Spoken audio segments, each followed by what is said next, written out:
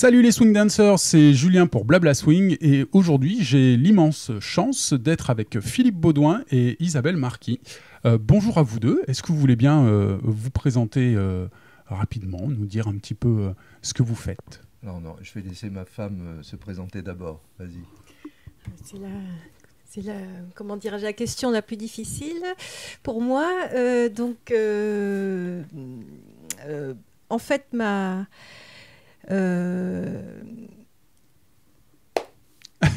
je suis bloquée. C'est pas facile de parler de soi. C'est pas facile de parler de soi, oui. Écoutez, ce qui vous intéresse, vous, c'est plutôt mes petites compétences sur la danse jazz. Je me suis mis depuis plus d'une dizaine d'années à étudier ça sérieusement, c'est-à-dire toutes les danses que l'on peut danser sur la musique de jazz, la musique vernaculaire, ce que Marshall Stearns appelle la danse les danses vernaculaires. Les claquettes bien sûr, le tap dance et puis les danses swing, mais en remontant des origines jusqu'au cakewalk même avant le cakewalk, à partir du moment où les esclaves sont montés sur les bateaux et ont dansé même sur les bateaux négriers. Voilà. D'accord. Important de rappeler tout ça, oui. Donc moi j'adore évidemment la danse, mais c'est plutôt l'histoire du jazz. Enfin, au départ, je suis musicien, pianiste de jazz. Et puis à un moment, on m'a presque forcé d'enseigner ce que je ne voulais pas faire au CIM, au début du CIM. Et je ne voulais pas tout de suite, j'ai attendu au moins 1 ou 2 ans. Et le directeur, à un moment, m'a dit il faut que tu me dépannes, mon prof est parti.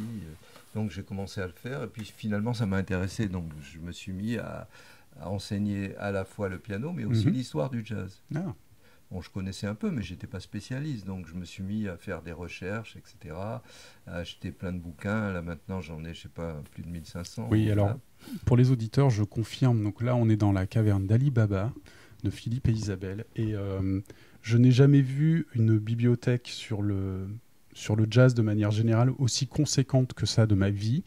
Il y en a partout et tous les exemplaires sont sublimes et donnent envie d'y passer sa vie dessus. Il y a des partitions, il y a des livres de photos, il y a plein de pépites anglaises. C'est vraiment une collection, vraiment ce qu'on appelle une collection, quoi, qui prend toute une vie à amasser pour en arriver là, quoi. Bravo, déjà. Mais en fait, ça vient tout simplement de quand on a commencé à faire des recherches. On était obligé d'aller en Amérique parce qu'il n'y avait rien en France. Et je me suis dit, ça coûte quand même un peu cher d'aller en Amérique à chaque fois. On avait été à la Library of Congress 3 ans de suite avec Isabelle pendant 15 jours à 8 heures par jour pour trouver des choses. Et je me suis dit, tiens, ça me coûterait moins cher si j'achetais des bouquins, des documents. Comme ça, maintenant, je fais mes recherches chez moi. C'est déjà bien. Donc voilà, donc j'ai beaucoup enseigné, y compris à la Sorbonne, l'histoire du jazz et tout ça, dans des conservatoires et puis dans les écoles privées, justement le CIM. Je ne connais pas le CIM, c'est quoi? Le CIM, c'est l'école du jazz par excellence. C'est la première école du jazz qui s'est ouverte à Paris en 1976 et qui continue toujours. Et je continue toujours à y être d'ailleurs. Ah ouais, très chouette. Donc voilà. Voilà, c'est ma passion de faire des recherches aussi pour moi, faire des bouquins. Comme j'ai enseigné, les bouquins, ça m'a servi à moi aussi pour pouvoir me repérer. Oui, tu voulais dire quelque chose? Oui, ce que je veux dire, c'est que ton premier métier passion, c'est d'être musicien et qu'en fait tout a commencé plutôt avec ton métier de musicien, c'est-à-dire la constitution de tes fameux carnets de grilles, c'est-à-dire les accords de tous les standards. Ce qu'on appelle maintenant entre les musiciens le Baudouin. Le Baudouin, et c'est comme ça que tu as commencé la collection de partitions, qui maintenant on en a plus de 25 000, hein.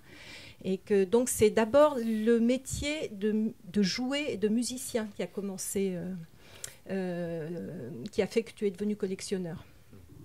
Oui, en fait, ça a commencé comme ça. Quand j'ai fait mon carnet de grilles, j'en ai fait un. Au début, c'était renéotypé. Oui. Et parce que des fois, on me donnait des grilles à jouer, et puis je me disais, mais c'est pas terrible les accords là. J'étais obligé de les faire parce que je connaissais pas le morceau. Et du coup, je me suis dit, tiens, je vais faire un carnet de grilles, je vais les relever, moi, les accords. Et c'est pour ça, en plus, comme j'ai pas beaucoup de mémoire, ben, ça va m'aider à jouer. J'ai commencé comme ça, par faire un recueil de 500 grilles, et après, ça a été 1500 grilles. Ça m'a pris 10 ans, et donc, il fallait que j'achète les partitions pour avoir la mélodie exacte. Donc, je commence à collectionner aussi les partitions après les livres. Et ensuite, je les ai collectionnés presque pour les beaux dessins, comme vous avez vu, qu'il y a sur les couvertures. Les vieilles partitions sont extraordinaires. Ouais, c'est vraiment magnifique. Ça mériterait une numérisation un jour, tellement c'est beau. Et on collectionne depuis aussi beaucoup, dès qu'on voit des partitions sur la danse, parce que généralement elles sont très belles. Les illustrateurs ont toujours été finalement inspirés par la danse, je trouve. Et de plus, comme la musique populaire est complètement liée et indissociable de la danse, les partitions permettent de faire une histoire de la musique populaire, mais vraiment une histoire de la danse. C'est-à-dire qu'à travers les couvertures de partitions, on peut reconstituer l'histoire des danses populaires. Ouais. C'est ce qu'on a d'ailleurs fait, puisqu'on a fait une exposition il y a pas mal d'années, au moins une quinzaine d'années, sur la danse comme ça, qu'avec des couvertures de partitions et puis des textes, une histoire. Voilà. Oui, ça raconte. Hein. Les illustrations sont des traces qui racontent aussi. Et ce qui est intéressant, par exemple, c'est de voir que sur les premières partitions, on voit des partitions de ragtime, sont associées des danses d'époque. Oui. Alors on voit écrit par exemple Ragtime Song, on voit One Step, Two Step, ou Shimmy, ou Cakewalk, ou Foxtrot, mais à partir de 1915, quoi, un peu avant. Mais là, on s'aperçoit que les éditeurs, ils veulent gagner de l'argent avec, donc ils vont mettre plusieurs danses à la mode. Oui. C'est-à-dire qu'on peut danser le morceau en Shimmy, on peut le danser en One Step, on peut le danser etc. Et en fait, c'est... Oui, de toute façon... c'était le business de l'époque. Voilà. Mais c'est intéressant, donc on voit complètement quelles sont les danses à la mode à chaque fois sur les partitions. Pour revenir sur ces carnets de grilles, la plupart de mes auditeurs sont en grande partie plutôt des danseurs. Certains ont un pied un petit peu dans la musique, mais vraiment, juste pour qu'ils se rendent compte un petit peu de l'impact que ça a. Il n'y a pas un musicien de jazz qui n'ait pas à un moment donné utilisé le baudouin. Donc c'est vraiment un travail immense et au nom de tous, merci. Merci, c'est moi qui vous remercie. Mais la rançon de la gloire, c'est que je suis piraté en Australie. Ah bah oui. Il y a des gens qui... Alors de toute façon, maintenant, je ne peux même plus en vendre parce qu'elles sont toutes sur Internet et tout le monde se les fait gratuitement. Donc ça y est, j'ai décidé d'arrêter depuis pas mal de temps. Et ça vous a vraiment aidé à mémoriser les grilles, de au départ, coucher sur papier. C'est presque pour moi parce que j'ai pas beaucoup de mémoire, donc ça me permettait de pouvoir jouer tous les morceaux que je voulais. Parce que j'ai beaucoup joué, par exemple, à la Huchette depuis le milieu des années 60. J'ai joué à la Huchette.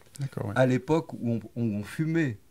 Ah oui. Et là, c'était terrible parce que moi, je fumais pas. Et là, c'était blanc de fumée. Ça devait être dur. Hein. Ça a changé. Un petit lieu comme ça, mais il y avait beaucoup de danseurs, il y avait des choses formidables. Alors, on avait des rapports quand même avec les danseurs qui venaient tout le temps. Et il y a une histoire assez drôle, c'est qu'il y a un des danseurs, un de ceux qui dansait le mieux d'ailleurs, je me souviens plus de son nom, mais son métier, c'était photographe animalier. Tiens donc. Et pendant 6 mois, par exemple, il allait prendre des photos d'animaux dans la jungle, ou tout seul comme ça, pour pouvoir prendre ou alors un oiseau très très rare. Et puis, pendant 6 mois, il était seul au milieu de la jungle, et 6 mois après, il était entouré au milieu d'une autre jungle, celle de la Huchette, on va dire. Hein. Ah oui. Il avait une vie. Ah oui. Ou la jungle de Duke Ellington. Oui. Voilà. Et qu'est-ce qui, si on remonte vraiment très loin, qu'est-ce qui a déclenché vos passions pour les univers du jazz de manière générale? Est-ce qu'il y a eu un déclencheur? C'était papa, maman écouter du jazz à la maison? Je suis né à Alger, en Algérie. J'ai vécu 20 ans, mes 20 premières années là. Donc, il y avait déjà des émissions. Il y avait 2 émissions. Il y avait l'émission de radio. De radio, d'accord. On n'avait pas la télé à l'époque. Je suis né en 41, donc il y avait l'émission du Hot Club de France, de Panassier, D'accord. et il y avait une émission du Hot Club d'Alger. D'ailleurs, le Hot Club d'Alger existait dans une cave, on se réunissait. La première fois que j'y étais, je devais avoir genre 17 ans. Et je comprenais rien. Ils écoutaient des disques, ils disaient « Ah, ça c'est un tel » et tout ça. Pour moi, je reconnaissais même pas un saxo alto d'un saxo ténor. Donc c'était complètement... Et puis progressivement, donc c'est vers 17 ans que j'ai découvert le jazz. Mes premiers disques, ça a été les Saint-Pompiers plus 2. Waouh. C'était un orchestre de musiciens qui faisaient partie du cercle de Walt Disney, qui étaient des amateurs au début, mais qui ont fait beaucoup de disques. C'était du Dixieland, hein. C'était pas terrible, mais ça pétaradait un peu, donc ça me plaisait. Puis après, je suis vite passé à Louis Armstrong, au grand musicien de jazz. D'accord. Et l'envie de jouer d'un instrument, c'est venu en même temps ? Je faisais du piano comme ça, et puis donc j'ai commencé à jouer un peu tout seul ou avec des copains à Alger. Et puis c'est surtout quand je suis arrivé à Paris que j'ai vraiment... je suis venu en France pour mon service militaire et j'y suis resté. Et là, j'ai commencé à jouer avec des musiciens amateurs, évidemment. Et après la constitution de l'Anachronique, ça, c'est après bien après, c'est-à-dire que le premier orchestre vraiment régulier avec lequel j'ai joué, c'était les Jazzomaniacs. Ah, ça me parle. Il y avait Dan Vernet qui écrit des bouquins sur le jazz maintenant, qui fait des conférences, grand chercheur. Et puis après, quelques musiciens de cet orchestre-là, où vraiment on a appris beaucoup de choses et joué beaucoup de choses. On jouait beaucoup à la Huchette, on répétait là. Quelques musiciens, on a eu l'idée de se former après, bien plus tard, parce que les Jazzomaniacs, c'était, disons, vers 1965, 66, enfin pour moi, et les Jazzomaniacs, et l'Anachronique, c'est plutôt 1976, c'est 10 ans après.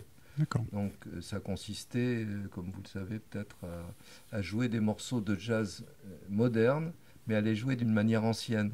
Par exemple, prendre un thème de Charlie Parker, ou même de John Coltrane, comme Giant Steps, et le jouer le plus vieux possible à la King Oliver. C'est génial, ça. Et ça a bien marché, parce que d'abord on a joué au festival de Nice. Et pourquoi ça a bien marché ? Surtout auprès des Américains. Les Américains adoraient ce qu'on faisait, tout simplement parce qu'on faisait quelque chose qu'ils n'avaient pas fait. Oui. Parce que si on est français, qu'on joue à la Armstrong ou à la Miles Davis ou quoi, ça ne les intéresse pas, ils ont les originaux à la maison. Ce qui les intéresse, c'est quand on fait autre chose. C'est pour ça que Django Reinhardt a fait un tabac après les Américains, parce qu'il faisait quelque chose qu'ils n'avaient, eux, jamais fait. Ouais, c'est vrai. Voilà, donc c'est ça. On reviendra sur... c'est une des questions que Jérémy F. Marron m'a demandé sur la relation à la tradition dans le jazz. On en reparlera un petit peu après, et la place que vous lui accordiez. Isabelle, l'envie de danse et de recherche, c'est venu comment ? Du plus loin que je me souvienne, j'ai toujours... c'est la danse, c'est-à-dire que c'est la musique rythmée, syncopée qui m'a tout de suite... je me souviens, à 1 an, 2 ans, être capable de danser pendant des soirées entières sur de la musique. Voilà. Bon, et quand j'ai, très très modestement, ne vous méprenez pas sur ce que je vais dire, mais quand je lis tout ce que dit Fred Astaire, c'est-à-dire que music makes me dance, c'est-à-dire que il ne peut pas s'empêcher de se lever et de danser quand il entend de la musique syncopée, de la musique rythmée. C'est quelque chose qui fait écho, enfin je pense que c'est assez banal chez tous les danseurs. Mais du plus loin que je me souvienne, c'est cette espèce de transport dès que j'entendais de la musique un peu rythmée, syncopée. Voilà. Ensuite, ma mère, bien sûr, qui était une fan de Fred Astaire et qui m'emmenait voir tous les films de Fred Astaire et les comédies musicales. Et puis j'ai fait de la danse classique, j'étais absolument pas douée, mais pareil, ce qui m'intéressait dans la danse classique, c'était les sauts, c'était cette espèce de transport du mouvement par la musique. Voilà. L'aspect physique et le mouvement développé. Voilà. Et est-ce que, comme Philippe, vous donnez des conférences aussi sur Oui, sur tout ça depuis une dizaine d'années, je me suis lancée. On m'a un petit peu poussée. Et puis, c'est grâce à Laurent Mignard qui nous a poussé, Philippe et Claude Carrière et un certain nombre de personnes à monter une association qui s'appelle la Maison du Duke, qui est dédiée à Duke Ellington, pour laquelle nous faisons des conférences. Génial. Et Laurent Mignard, un jour, m'a dit « Bon, Isabelle, tu vas faire une conférence sur la danse et Duke Ellington. » Et il ne m'a pas demandé mon avis. Et ça a été la première conférence que j'ai faite. Et du coup, ça m'a donné le goût d'en faire d'autres. Et voilà. Et puis, je dois dire aussi que l'arrivée d'Internet, de YouTube, qui nous permet de voir tous ces documents, parce que je m'intéresse à la danse depuis longtemps, notamment au tap dance, aux claquettes, en premier. Et pendant des années, pour voir les films, on fallait aller chez les collectionneurs, aller aux séances de films. Et quand est arrivé YouTube et qu'on a vu, malheureusement, les films sont de mauvaise qualité, mais ça nous permet, c'est une bibliothèque extraordinaire, de voir les choses. Évidemment, pour la danse, c'est essentiel. Clairement. Après, il y a, pour la partie que je connais un peu plus, celle du Lindy Hop, ça revient souvent dans les échanges que j'ai au travers des interviews. Il y a vraiment eu ceux qui ont connu cette scène swing avant l'avènement de YouTube, et après, il y a vraiment eu un changement. C'est-à-dire qu'à l'heure actuelle, on a presque un effet YouTube chez les danseurs. Absolument. On voit vraiment que s'il y a une vidéo, je ne sais pas, il y a un week-end, un festival qui a un petit peu de notoriété, il y a quelques vidéos qui vont sortir de ce week-end-là. Dans la semaine qui suit, on va voir d'autres danseurs récupérer l'esprit ou les petits trucs un petit peu nouveaux. Et donc, ça devient très viral. Et un des aspects que soulignait Ryan François, c'est qu'on a tendance à tellement se copier les uns les autres que on aplanit un petit peu le tout, quoi, et que les particularismes s'effacent petit à petit, quoi. C'était un des éléments que lui soulevait. Mais en même temps, ça permet de connaître les racines, parce que nous sommes en France et on n'avait pas du tout cette culture, par exemple pour les tap dancers noirs. Ouais. On ne connaissait pas, comme tout le monde aujourd'hui connaît Bill Robinson, si on fait... Pas chez les Lindy Hopper. Hein. Non, mais je parle du tap dance et des claquettes. Mais il y a possibilité de connaître ces danseurs-là, alors que avant, on connaissait Fred Astaire et Gene Kelly. Il y a aussi ce hiatus entre notre culture, la culture des États-Unis, des Américains, et puis notre culture. Oui. Et ça a tendance en même temps à comment vous dites, harmoniser, enfin un petit peu unifier tout ça, mais en même temps, la chose bien, c'est que si on cherche les racines, on peut les trouver. Oui. C'est très important. Oui. Et c'est passionnant. Et puis, il y a des sites internet fabuleux. Oui, ça aussi permet aux chercheurs de partager leur travail. Voilà.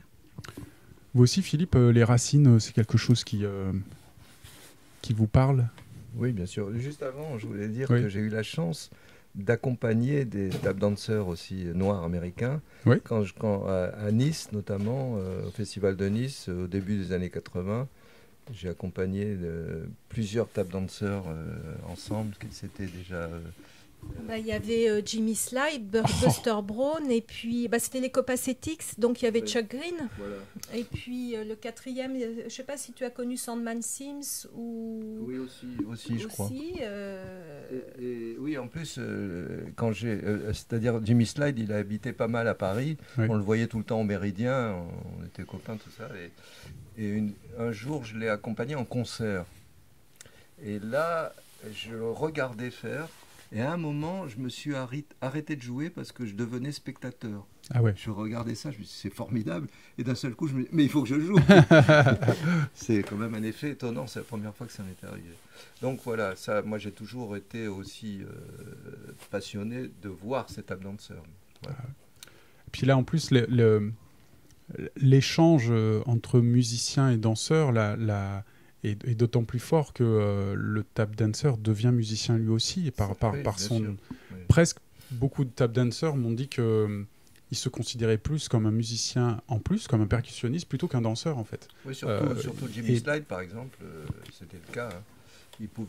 Par exemple, il prenait des thèmes de Charlie Parker et le thème, il le dansait comme ça, tout le côté rythmique du thème. C'était formidable.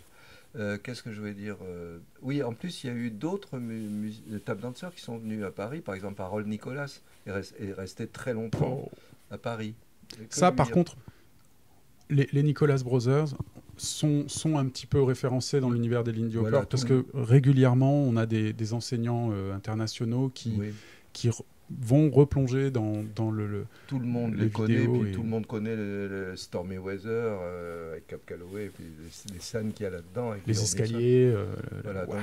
C'est très très connu ça. Un ami m'a dit qu'il avait vu les Nicolas Brothers à Paris se produire peut-être au Moulin Rouge, je pense que c'était le Moulin Rouge, et qu'il les a vus faire ce numéro-là en direct sur scène. Puis, ouais, puis c'est très acrobatique. Voilà, c'est-à-dire qu'ils faisaient, et c'est vrai que je les ai vus aussi dans une émission de télé, faire ce numéro-là en une prise, quoi. Oui. Voilà. Je le mettrai en lien dans la description de l'épisode pour que les auditeurs puissent aller voir la vidéo. Et puis le père d'Isabelle, qui est photographe, c'est un grand photographe, il a photographié Harold Nicolas, mais dans un show de Joséphine Baker. Wow. Dans les années 50, 60 60, je crois. Peut-être, oui. Et en plus, il a fait quelques photos de jazz, dont celles qui sont juste pas loin. Là, on voit Ella Fitzgerald, Sidney Bechet aussi, aux arènes de Lutèce, pas loin d'où vous avez été hier. Oui. Il y a eu un concert en 1953, c'était bourré, il y avait des gens sur scène tellement c'était bourré. Et là, il y a aussi un film qu'on peut voir. Ok. Bon, pour revenir, donc peut-être qu'on va parler du swing. Tout à fait, allons-y, il y a de quoi dire. Oui, il y a de quoi faire. Moi j'avais l'idée de vous parler un petit peu, parce que si on commence à parler du swing, se dire, on commence en 1935, ben non. Hein, parce qu'on sait très bien que tous les styles qui arrivent ne démarrent pas comme ça, ils ne viennent pas de nulle part. Et donc c'est toujours intéressant de se replonger. C'est comme quand j'ai commencé à faire un bouquin sur chronologie du jazz. Et de toute façon, même en m'intéressant au jazz, je suis remonté pratiquement jusqu'à l'esclavage et presque jusqu'à Christophe Colomb, quoi, en gros. Parce qu'il faut connaître toute l'histoire des Noirs américains si on veut rester là. Et puis, donc je pensais que il y a quelque chose de très important, je pense, dans la musique, parce que souvent, quand on aime la musique, et on regarde les artistes avec un grand A comme ça et on se dit tout ce qu'ils ont amené, c'est fabuleux. Et on ne fait pas attention que des fois, il n'y a pas que des raisons artistiques. Il y a des raisons des fois technologiques qui font, c'est-à-dire qu'on s'aperçoit que les avancées technologiques précèdent souvent les avancées musicales. Clairement. C'est-à-dire et ainsi aussi que les nouveaux instruments qui arrivent. Oui. Donc, par exemple, la batterie. La batterie, elle arrive, alors justement, si on parle des origines, elle arrive environ dans les années 1890. Les premières photos de batterie qu'on voit à la Nouvelle-Orléans, c'est vers 1894, on ne sait pas très bien. Hein, donc ça, c'est l'instrument. Puis après, il y a eu le saxophone qui est arrivé à la fin des années 10, donc qui a changé aussi la donne. Tout ça, ça change la donne. Mais par exemple, si on va très loin, l'un des ancêtres du jazz, le ragtime, à la fin du 19e siècle, en fait, pourquoi ça fait un tabac, le ragtime ? Pas seulement pour la musique, simplement aussi parce que ça a bénéficié de l'arrivée du piano mécanique ou pneumatique. Ah oui. On appelle. En 1897, c'est arrivé, ça a commencé à être vendu. Donc ça tombait bien. Le ragtime étant une musique pour piano, chez soi, on a dorénavant un pianiste fantôme qui vient jouer sur son piano, finalement, parce qu'on voit les touches s'abaisser quand on. Donc et puis en plus, on peut danser dessus. Donc les gens commencent à danser chez eux, souvent, pour ce type de musique. Ça, c'est important. La même année, en 1897, on a l'ouverture du premier studio d'enregistrement professionnel. Et puis l'enregistrement des premiers rags, mais pas au piano, au banjo. Ah oui. Parce qu'on enregistrait mal le piano et bien le banjo. Il faut attendre 1910 pour entendre un premier solo de piano pour le ragtime. C'est étonnant, hein. C'est-à-dire plus de 10 ans après. S'ils avaient eu un zoom, là, le machin que j'utilise pour nous enregistrer maintenant, ça aurait été parfait pour le piano, c'est très réputé. Oui. Quoi d'autre aussi Ensuite, c'est l'essor des partitions de musique qui vont encore ajouter à l'essor de la musique populaire, justement. Ah oui. Des superbes partitions qui coûtaient pas cher à l'époque, mais aujourd'hui, certaines valent une fortune. Ouais. Et on ne pourrait pas aujourd'hui en refaire parce que ça coûterait trop cher. Mais à l'époque, c'était très, très en vogue. Donc les gens apprenaient aussi, s'ils avaient un piano, ils jouaient avec les partitions, qui étaient généralement, les accompagnements ne sont pas très compliqués, donc c'est pour des pianistes amateurs qui peuvent les jouer. Donc là, on est bien armé au début du siècle déjà pour faire exploser à la face du monde finalement les futures musiques telles que le jazz et le blues aussi, qu'il ne faut pas oublier, bien sûr. Le grand-père blues. Donc il y a un truc aussi justement technologique, c'est que du début de l'enregistrement du jazz en 1917 jusqu'en 1925, on n'a que de l'enregistrement acoustique. Oui. Donc il n'y a pas l'objet que je suis en train de tenir à la main, là, le micro, ça n'existe pas. On joue, ou on parle, ou on chante dans un pavillon acoustique. Oui. Il y a des photos d'enregistrement.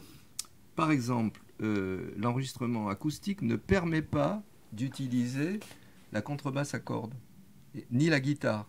C'est inaudible. Ah oui. Ouais. Donc, par quoi on va les remplacer? Parce qu'il faut savoir qu'il y a beaucoup d'idées reçues, notamment sur le jazz Nouvelle-Orléans, mais il suffit de regarder les photos, c'est très simple. Tout le monde pense qu'au début, il y avait tuba et banjo. C'est complètement faux. Alors, oui, c'est ce que je pensais. Non, oui, c'est fou parce que oui, tuba dans les fanfares, mais moi je parle des orchestres de danse. Ouais. Il suffit de regarder. Moi j'ai un bouquin où il y a des centaines de photos des orchestres. Alors j'ai pris avant 1917, il n'y a que des contrebasses à cordes et que des guitares. Mais au moment où on dit ça, je revois la photo connue de Kidori et c'est une contrebasse. Ben voilà. Pourquoi j'ai pas fait le lien? Et guitare. Ah oui. Donc on va les remplacer par le tuba et le banjo dès qu'on doit enregistrer. Ou alors, le premier enregistrement de jazz par l'original Dixieland Jazz Band, il n'y a pas de contrebasse, il n'y a pas de guitare. Il y a uniquement piano et batterie dans la section rythmique. Donc ça arrange tout. Donc qu'est-ce que je voulais dire d'autre? Oui, en revanche, là, la batterie, elle est trop sonore à l'enregistrement. Donc qu'est-ce qu'on est obligé de faire? On est obligé de supprimer plein d'éléments de batterie et de n'en garder que quelques-uns, comme les petites cymbales, les woodblocks, les cowbells, les cloches à vache, et puis les woodblocks, les bouts de bois sur lesquels on creuse, sur lesquels on tape. Et on va mettre un matelas sur la peau de grosse caisse pour l'assourdir, sinon ça fait sauter les aiguilles, tout ça. Oui, oui. Donc finalement, on n'a pas une idée exacte de comment jouer les batteurs au début du jazz, même dans les enregistrements. Parce qu'ils ne peuvent pas se servir de tout et ils jouent tout doucement, très peu de choses. Ah oui. On peut avoir une idée, par exemple, en écoutant Baby Dolls, qui est enregistré avec King Oliver en 23, en l'entendant dans les années après, dans les années 40 par exemple, parce que c'est un type qui n'a pas changé son jeu, il a toujours joué pareil. Et on s'aperçoit que c'est très varié. Et que c'est pas du tout comme il jouait en 23. Donc il y a tous ces problèmes-là, de contraintes. Des contraintes technologiques qui sont vachement importantes. Et puis grâce au progrès de l'amplification, de l'usage de bons micros, à partir de 1926, on a un retour progressif de la contrebasse et de la guitare. Oui. C'est-à-dire que vers 32-33, j'ai regardé les photos et puis les discographies, là on n'a plus de banjo et de tuba. Les big bands, ils ont contrebasse et guitare. On revient à ça parce qu'on peut mieux les enregistrer. Et même, puis dans les dancing aussi, les micros sont meilleurs. Hein. C'est tout bêtement ça. C'est pas des raisons musicales. C'est ça qui est étonnant. Alors, et puis, pareil, par exemple, pour la période swing, on va dire entre 35 et 45 pour faire la swing era là. La swing era ou la big band era souvent, alors qu'il n'y avait pas que des big bands. Bon voilà. Oui, il y avait les small bands. On a l'arrivée des crooners et pour les femmes, ce qu'on appelle des canaries, surnommés les canaries. Ah bon? Ah ouais? Oui, c'est les crooners féminins. Ah ouais. Hein. Ça coïncide avec le progrès des micros.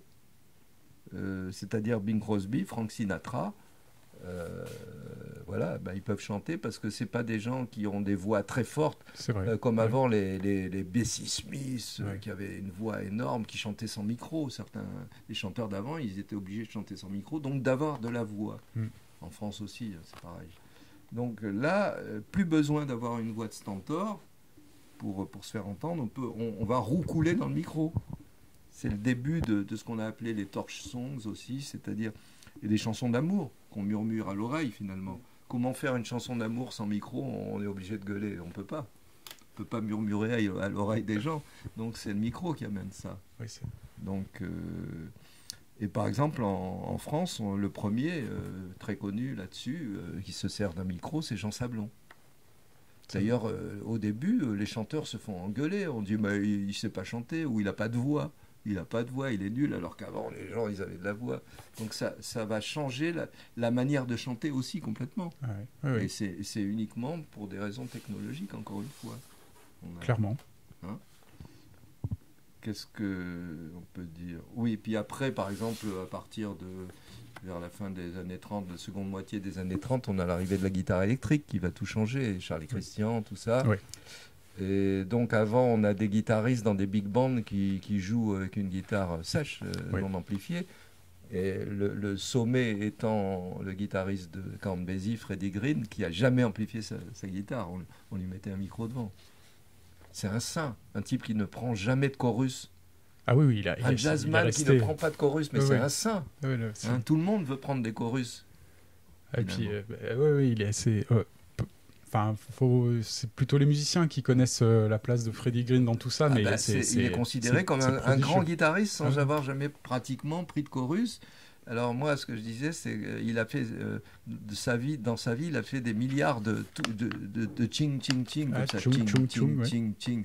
C'est-à-dire, il jouait tous les temps, et donc je dis, c'est le plus grand guitariste de tous les temps. Voilà. Le plus grand métronome du monde. Voilà, et c'est lui qui choisissait, quand Basie changeait de batteur et de bassiste, c'est Freddie Green qui choisissait les batteurs et les bassistes. Ah bah oui, j'imagine qu'il avait son mot à dire. Et en plus, comme quoi aussi tout s'interpénètre, Freddie Green, il avait une manière de faire les accords, il changeait d'accords presque tous les temps, c'est assez étonnant. Waouh, quelle dextérité. Et il ne jouait souvent que de 3 cordes sur les 6 pour avoir ce son très, très fin comme ça. Et donc, il fallait que le bassiste qui venait jouer, fasse des lignes de basse qui collaient avec Freddie Green, avec les accords que faisait Freddie Green. C'est pour ça que les bassistes de chez Basie font tous un peu les mêmes lignes de basse. Donc il y a des tas de raisons comme ça qu'on ne connaît pas. Il faut être aussi soit technicien, soit musicien pour savoir ce qui se passe dans... mais ça éclaire beaucoup de choses. C'est vraiment intéressant. Dans les orchestres. Donc si on revient au jazz et au swing et à ses origines, donc évidemment ça vient d'avant. Le swing, c'est pas arrivé d'un seul coup. C'est par exemple à la Nouvelle-Orléans, qu'est-ce qu'on avait? Pour la danse, quand on jouait pour la danse, je parle pas des fanfares bien sûr, on avait surtout des petits orchestres de 6-7 musiciens, il n'y avait pas de big band encore. Donc c'était trompette, trombone, clarinette, contrebasse, guitare au début, ce que je disais tout à l'heure, contrebasse, guitare, et il n'y a pas toujours des pianos. Parce qu'ils se déplaçaient aussi, les orchestres comme ça. Ils pouvaient jouer dans des fêtes sur le bord du lac Pontchartrain. Donc il y a beaucoup de photos où on voit des orchestres comme ça sans piano. C'est pareil quand on dit que le jazz est né dans les bordels. Non, dans les bordels, il n'y avait pas d'orchestre. Il y avait des pianistes. Mais les gens, ils venaient pas pour écouter des orchestres. Ils montaient à l'étage, ils redescendaient. Bon, il y avait pianistes qu'on surnommait professeurs, d'ailleurs. Ah ouais. Pourquoi on les appelait professeurs? Parce que dans les orchestres, les pianistes, c'est ceux qui connaissaient le mieux la musique. La plupart lisaient la musique, etc. Donc pour les autres musiciens, c'était des professeurs. Ah ben oui. Voilà, donc Jelly Roll Morton, le premier grand pianiste de jazz, le premier grand compositeur, grand arrangeur, il a joué effectivement dans des bordels, mais à Storyville, Storyville. Donc là, on sait, tout le monde le sait, vous le savez mieux que personne, que dès les origines, le jazz, il a tout de suite affaire avec la danse. Hein. Si on joue, c'est soit des fanfares dans la rue, soit pour la danse le soir. Et c'est pour ça que, par exemple, un contrebassiste à la Nouvelle-Orléans, quand il joue pour la danse, il joue de la basse, mais il sait jouer la plupart du temps du tuba. Oui. La plupart du début jouaient tuba et contrebasse. Tout à l'heure, je vais aller interviewer un contrebassiste qui joue également du tuba et du souba. Voilà, il y en a beaucoup, même encore aujourd'hui, effectivement, peut-être. Surtout ceux qui jouent un peu dehors, par exemple, qui font la manche, tout ça, donc ils vont faire les deux. Plus pratique à déplacer comme instrument que la contrebasse. Oui. Alors, vers la fin des années 10, le jazz Nouvelle-Orléans va essaimer à travers les États-Unis. Alors, on parle toujours de Chicago, de New York, bien sûr, mais on parle assez rarement de la West Coast. Il y a plein de musiciens de jazz de la Nouvelle-Orléans qui ont été joués sur la West Coast. Dont Jelly Roll Morton d'ailleurs, et qui sont restés plusieurs années. Hein, donc c'est important. Alors, les jeunes... Ah oui, il faut savoir que donc, ceux qui vont par exemple arriver à Chicago, puisqu'il y a beaucoup de... les premiers disques et tout ça, et les premiers grands orchestres je ne sais pas dire en quantité, mais en qualité, vont essaimer surtout à Chicago, notamment King Oliver. Hein. Donc les blancs, les jeunes musiciens blancs qui sont à Chicago, ils vont être complètement sidérés par notamment King Oliver, avec le jeune Louis Armstrong qui est là. Donc ils vont tous écouter King Oliver. Et ceux qui l'ont entendu, j'ai joué même avec des musiciens qui ont enregistré avec King Oliver. Par exemple, Albert Nicolas à Paris, qui vivait à Paris, Benny Waters aussi, qui vivait à Paris, avec lequel j'ai joué, tout ça. Et il y a beaucoup de musiciens ceux qui ont connu King Oliver, il y en a beaucoup qui disent c'est le meilleur orchestre de notre vie qu'on n'a jamais entendu. Voilà. Donc ces musiciens, Benny Goodman, qui était de Chicago, tout jeune, il va écouter King Oliver. Gene Krupa, son batteur, qui est de Chicago, ils vont écouter King Oliver. Et avec Louis Armstrong. Donc c'est important parce que ces musiciens-là, qu'est-ce qu'ils vont devenir 10 ans après? Les vedettes de la période swing. Clairement. Voilà. Mais ces vedettes de la période swing, ils viennent de l'écoute, notamment à Chicago, mais aussi à New York, puisqu'il y a des musiciens de la Nouvelle-Orléans qui viennent à New York, comme Clarence Williams et d'autres. Et puis le premier disque de jazz a été fait à New York. Jelly Roll Morton est venu aussi à New York. Donc ils vont être influencés tous par la Nouvelle-Orléans. Et c'est... Qu'est-ce qu'on pourrait dire? Oui, on appelle ça le hot jazz à l'époque. Oui, beaucoup réemploient ce... Bon, le jazz de Chicago, tout ça, c'est le hot jazz, parce que c'est chaud. Ouais. Alors des fois, moi, j'ai rencontré des personnes qui utilisaient l'appellation hot jazz pour parler un petit peu de la musique qui s'est fait avant les années 20, 23. Toute cette première période, ils appellent ça le hot jazz, et à partir d'après... Alors du coup, ça peut créer confusion. Moi, l'appellation qui était appelée, on appelait hot jazz, ça a vraiment commencé... Même l'ODJB, alors que c'est un orchestre blanc, c'est pas on parle plutôt de Dixieland, mais pas tellement de hot jazz. Non, le jazz hot, c'est les Noirs américains, généralement à Chicago et un peu à New York. C'est pas avant. Pas avant le début des années 20. Non, ça c'est... Si des gens disent ça, c'est qu'il y a une nouvelle appellation aujourd'hui. Mais je crois que c'est plutôt ça, oui. Mais si on se met à donner des nouvelles appellations aujourd'hui, alors qu'il y en a déjà eu... c'est le bordel. Comme si on voulait donner au mot jazz un autre mot, quoi. Ouais. Bon, c'est comme ça. Non, mais c'est le cas, on ne peut pas l'éviter, malheureusement. Oui, malheureusement. Et on disait aussi que pour la danse, c'est pareil. Il y a des appellations qui sont...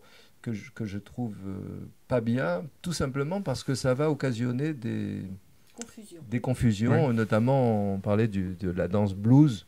Est-ce que la danse blues, ça se danse que sur du blues? En fait, c'est ce que finalement nous on appelait le slow, tout bêtement. C'est des morceaux lents.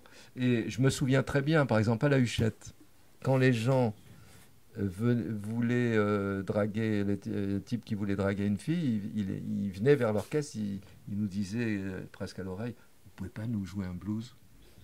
Et en fait, ce qu'il voulait dire, c'est jouez-nous un slow. Donc on jouait, même si on jouait pas un blues, il s'en foutait complètement. Il allait faire son petit slow tranquille. Voilà, c'est slow, la confusion aussi de blues avec slow. Parce que le blues n'est pas forcément lent. Mais il y a des blues très rapides. Et il n'est pas forcément triste, le blues.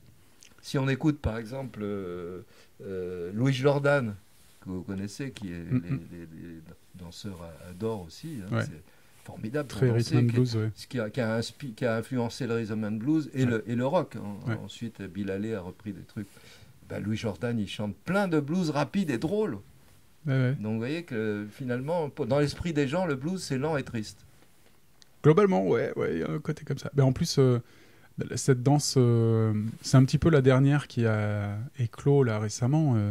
Il y a quelques figures de proue chez les danseurs qui le portent et les écoles sont très différentes. Il n'y a pas quelque chose qui fait consensus en fait. C'est-à-dire ça vient d'où? D'Amérique aussi, ça?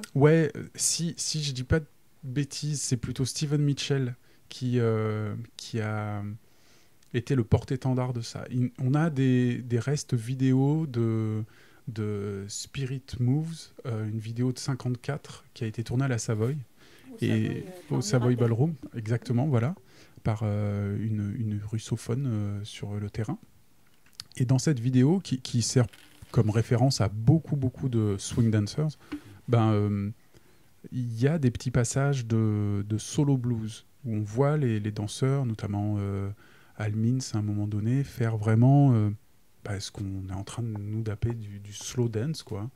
Et à partir de là, je crois que ça a été un peu une référence pour essayer de faire des choses en couple. Mais c'est la plus récente des danses. C'est quelque chose d'assez moderne. Et parfois, ils vont danser sur des musiques modernes plutôt teintées blues. Mais en fait, effectivement, on va rechercher plutôt quelque chose d'assez lent. Mais le problème des gens qui donnent des noms comme ça, souvent, c'est parce qu'ils ne connaissent pas bien l'histoire du jazz. Et donc, ils vont prêter à confusion, alors qu'ils pourraient très bien trouver un mot nouveau. Tout à l'heure, on évoquait la notion de modern jazz, que toutes les petites filles de France. Isabelle en parler. C'est vrai que ça entretient un peu la confusion. Oui, alors cette confusion, malheureusement, je pense qu'on ne peut pas revenir en arrière. Les mots évoluent. On utilise aussi le mot groove, par exemple, qui est un mot très ancien, qui veut dire le sillon du disque, par exemple, qui est utilisé aujourd'hui pour les danses les plus du hip-hop et tout ça. Donc, et ce qu'on appelle aujourd'hui aussi le jazz rock, qui en fait ne correspond pas du tout à la musique de jazz rock de Weather Report, par exemple, mais qui correspond dans les cours de danse que je vois, moi, par exemple, dans les centres de danse, aux danses qui sont inspirées de Léon James et Al Means, c'est-à-dire des jeux de jambes avec un petit peu de hip-hop. Et ça n'a rien c'est au contraire des danses qui s'inspirent des danses des années swing, des années 30, 40 et 50, des Noirs américains qui dansaient ça sur du jazz et pas du tout du jazz rock, la définition de la musique de jazz rock. Alors le terme de jazz, modern jazz, justement, c'est très difficile parce que même celui qui l'a... Arthur Murray, non? Il y a Arthur Murray, mais il y a surtout, comment il s'appelle, Jack Cole, je me souviens plus, je suis plus sûre du prénom. Lui-même dit que c'est pas une appellation qui lui convient. D'accord, et c'est donc une des danses où finalement les danseurs ont une technique qui vient du classique, parce que quand même pour tous les danseurs la base est le classique, la danse contemporaine teintée de la danse qu'on dansait sur scène de Broadway. Et qui, évidemment, la danse de Broadway s'inspire de la danse des Noirs américains. Enfin, tout ça est un énorme mélange, comme la musique de jazz.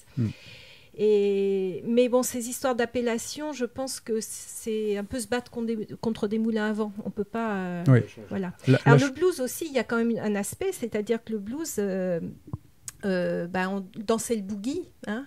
Le boogie, c'est souvent du blues. C'est même... Donc, ça se danse aussi sur donc des structures de 12 mesures, comme le blues. Voilà, sur 6, les fameux 6. Alors, il y a aussi... ça aussi, ça entretient la confusion. Parce Exactement, que, voilà. En Europe, on a créé la danse boogie-woogie. Voilà. Dans les années 80, si je ne dis pas de bêtises, c'est assez récent, en fait. Hein, avec un accès compétition, uniquement. Et ça se danse plutôt sur des grilles à ABA et plutôt sur du rock'n'roll et du... très peu reprennent musicalement quelque chose qui corresponde au boogie-woogie musical. D'où confusion encore. Oui, un peu, oui. Juste, je voulais dire quelque chose. Ah, ça m'a échappé. Le boogie, ça se dansait à la Huchette sur du jazz Nouvelle-Orléans aussi. On appelait ça danser le boogie et on dansait ça sur Claude Luther. D'accord. Ouais. Alors donc tout ça est très très confus et mélangé. En même temps, juste ce que je voulais dire, c'est que la danse, toutes ces danses qui viennent des Noirs américains, ce sont des danses qui s'improvisent sur la musique, c'est-à-dire que on danse comme on joue du jazz, c'est-à-dire qu'on va s'adapter à la musique. Donc si c'est un blues ou si c'est un ABA, les danseurs vont tout simplement pas réfléchir à ça. Ils vont écouter la musique, faire des breaks quand il y a des breaks, suivre les musiciens. C'est une musique qui ne doit pas être trop normée, mais qui doit laisser une énorme place à l'improvisation. Oui, c'est ça. Contrairement au jazz où on improvise beaucoup, là, on a peut-être trop eu tendance à stéréotyper la danse, les danses, c'est-à-dire à partir du moment où il y a des écoles. Mais c'est pareil pour les écoles de jazz. Hein. On va apprendre aux pianistes à faire les mêmes accords et tout ça. Donc on va faire quelque chose qui va être complètement stéréotypé. Tout le monde va danser pareil. Alors qu'au Savoy, ils ne se préoccupaient pas de savoir si ce qu'ils dansaient, c'était tel nom, tel truc. Ils dansaient comme ils avaient envie de danser. Ils faisaient les pas qu'ils avaient envie de faire. Ils ne respectaient pas un truc précis. Clairement. Et comme d'habitude, c'est-à-dire qu'on fait des théories sur par exemple, la musique, c'est ça. On a fait des méthodes d'harmonie en écoutant les grands compositeurs classiques et quelqu'un se penche là-dessus, voit « Ah tiens, il fait ça, je vais le mettre en théorie ». Donc la danse, c'est pareil. On a vu les grands danseurs du Savoy et on en fait une théorie ensuite. Alors qu'eux, ils inventaient. Et c'est bien. Moi, je suis très content qu'il y ait des écoles de danse et qu'aujourd'hui, justement, les jeunes redécouvrent ces choses-là formidables. Mais il faut faire très attention à ne pas se scléroser en faisant toujours pas tous pareil. Et puis il y a les adeptes de telle danse qui est assez proche d'une autre, mais qui vont dire ah non, c'est pas comme ça qu'il faut danser. C'est pas s'ils appellent boogie, c'est pas comme ça qu'on doit danser le boogie. Si j'ai envie de faire un autre pas et de mélanger tout ça, donc il faut, à mon avis, faire très attention, je pense. Oui. Hein, et toujours pareil, c'est l'ignorance qui crée les troubles, en fait. Et puis aussi, on veut s'approprier les choses. Hein, par exemple, les vieux danseurs en France, si on les interviewe, ils vont dire « c'est moi qui ai inventé ça ». Comme si on pouvait inventer quelque chose en France, une danse qui se danse sur le jazz, comme si on pouvait inventer quelque chose que les Noirs américains n'ont pas inventé. Ouais. Hein? Oui, c'est quand même... c'est vraiment une particularité américaine, quoi. D'ailleurs, c'est vraiment... s'il y a bien une invention qui est typique américaine, c'est bien le jazz et les danses qui en découlent, quand même. C'est comme si on faisait un western français en Camargue et qu'on disait j'ai inventé le western. Oui, c'est un peu pareil. Ce serait sympa d'ailleurs, avec des flamants roses et tout, oui, et voilà, ça donnerait une ambiance. Il y en a eu qui ont été tournés en Camargue. Hein, ah ouais. Alors, je ne sais pas où c'est que j'en étais, mais on continue là-dessus. Allez, oui. Oui, alors, donc on parlait de hot jazz des années 20. Et puis après, ça dure, ce que ça dure jusqu'au début des années 30. Le Nouvelle-Orléans, c'est plutôt Nouvelle-Orléans d'ailleurs, le hot jazz aussi. Hein. Mais la continuation quand même, dans d'autres villes. Mais à partir donc de 1935 en gros, ou un peu avant, on décide d'appeler ça le swing, ou la swing era. Mais en fait, on remplace un mot par un autre. C'est pas d'un seul coup, le jazz s'arrête au moment où on appelle le swing. Non. Le hot s'arrête à partir du moment où on appelle le swing. Mais non, c'est des couches successives et ça se continue. C'est ni plus ni moins qu'une continuation, évidemment, et l'évolution du jazz lui-même. Simplement, les nouveaux mots, ils apparaissent pourquoi ? Pour des raisons commerciales, il ne faut pas se leurrer. Et puis, pour faire croire aux gens, finalement, qu'ils entendent quelque chose de nouveau, pour lancer une mode. Oui, pour faire un phénomène. Voilà, exactement. Donc, on va faire des petites choses légèrement différentes, mais ce qui va être légèrement différent, c'est l'évolution de la musique. C'est les musiciens eux-mêmes. Les musiciens eux-mêmes, ils s'en foutent d'appeler ça comme ça ou pas. Non, ils jouent. Ils ne se préoccupent pas de savoir que... Ce n'est pas les musiciens qui inventent les termes. C'est les historiens, les critiques, ceux qui sont dans les journalistes, etc. Voilà. C'est bien aussi, il faut avoir des mots pour définir les choses, c'est vrai, mais il faut surtout être quand même conscient de ces choses-là. Donc, alors ce qui est aussi d'intéressant, c'est que la swing era, elle coïncide juste avec la fin de la dépression, qui a plombé l'industrie du disque, c'est-à-dire qu'il y a très peu de disques. Le pire, c'est en 1931. Ça commence en 29, la dépression, et ça commence à remonter en 32-33. Et finalement, c'est là que va commencer le swing, parce qu'on va pouvoir enregistrer beaucoup de disques. À nouveau, c'est l'explosion, les gens ont plus d'argent, les dancings vont devenir énormes, on va avoir 2000 personnes qui dansent ensemble, et puis comme au Savoy, où il y a 2 orchestres qui jouent alternativement sur 2 bandstands différents, c'est incroyable, c'est formidable. Quand on voit les photos, on a envie d'être dedans, c'est sûr. Clairement, Ou du côté californien aussi, avec la péninsule Balboa, où il y a des dancing à 4-5 000 personnes avec la Red Line. C'était sidérant. Ça y est, ça a explosé là. Donc, et puis arrive aussi, alors l'évolution de la radio, pareil, fait que la radio, fait que d'ailleurs aussi les styles provinciaux vont disparaître. C'est comme pour le blues. Au début du blues, quand on entend le blues du Delta par rapport au blues d'une autre région, ils sont tous différents. Parce qu'ils ne faisaient pas 30 km à la ronde, ils jouaient tout le temps là. Mais à partir du moment où la radio arrive, ils vont entendre, dans le Delta, ils vont entendre des musiciens d'ailleurs qui jouent différemment. Donc les styles vont aussi s'aplanir. Pour le jazz, c'est pareil avec la radio. Arrive la radio, donc, mais après arrive la radio coast to coast. Oh, et oui. Et oui, parce qu'avant c'était des radios locales, finalement, même à New York. Je pense pas qu'au début on pouvait pas entendre à Los Angeles la radio de New York. Mais là, à partir du moment où un musicien un orchestre qui est enregistré à New York, on peut l'entendre à Los Angeles. C'est ce qui s'est passé pour Goodman, les débuts de Goodman, où il fait une tournée, où il fait, on va pas raconter tout. Le documentaire de Ken Burns, voilà, on va pas, jazz, l'explique très très bien. Voilà, c'est ça, mais donc on s'aperçoit que pratiquement en même temps, on écoute de New York et Los Angeles et inversement. Ce qui est important, c'est qu'en plus avec le décalage horaire, l'émission de New York Let's Dance où apparaît Benny Goodman en 1934, elle est diffusée en prime time, si j'ose dire, à Los Angeles. Donc auprès des jeunes. Donc du coup, il y a aussi cette arrivée de la swing era, c'est que c'est une musique qui va être écoutée par un public de plus en plus jeune et un public d'adolescents. Et c'est en ça que swing c'était un petit peu commercial aussi, c'est que ça jouait vraiment sûr, sur cette jeunesse avide de nouveautés, soi-disant. Voilà. Et qui va jusqu'après amener les débuts du rock avec cette pratique de danse chez les adolescents, et puis avec l'arrivée du jukebox aussi.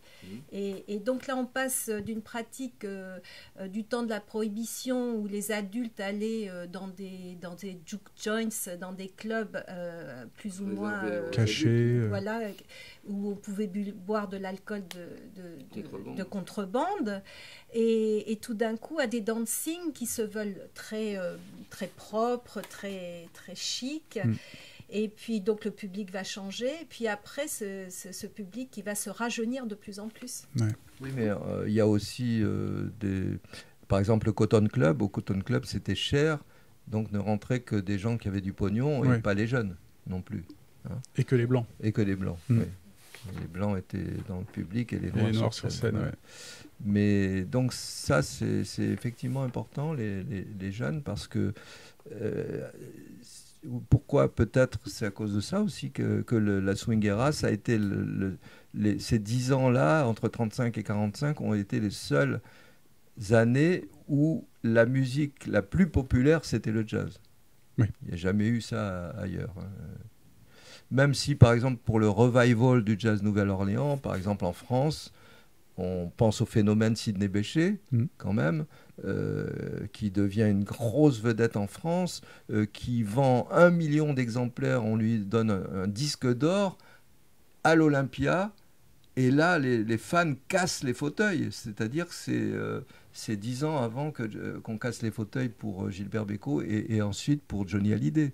C'est-à-dire qu'on peut dire que Bechet, c'était le Johnny Hallyday de l'époque, et c'était déjà quelqu'un qui était vieux, en plus. Oui. Mais qui était... tous les jeunes allaient écouter ça. Oui. Donc ça c'est un phénomène aussi, en France surtout. Mais on peut dire que mondialement, c'est quand même la période swing entre 35 et 45, puis pendant la guerre, puis quand même Glenn Miller, In the Mood, c'est incroyable, quoi. C'est un tube, c'est les Beatles avant Beatles. C'est ça, ouais, c'est très lié. Je ne sais pas si vous savez, mais que Louis Armstrong, ça c'est bien après, dans les années 60, avant qu'il meure, il a enregistré What a Wonderful World. Ouais. Et ben, il a non, et puis avant Hello Dolly. Oui. What a Wonderful World, c'est un succès posthume. C'est devenu super connu à cause du film Good Morning Vietnam. Mais Hello Dolly, Armstrong, il a au moins, je sais pas, il a 60 ballets ou un truc comme ça. Il va détrôner les Beatles au hit parade. C'est le seul qui détrône les Beatles à l'époque de leur gloire.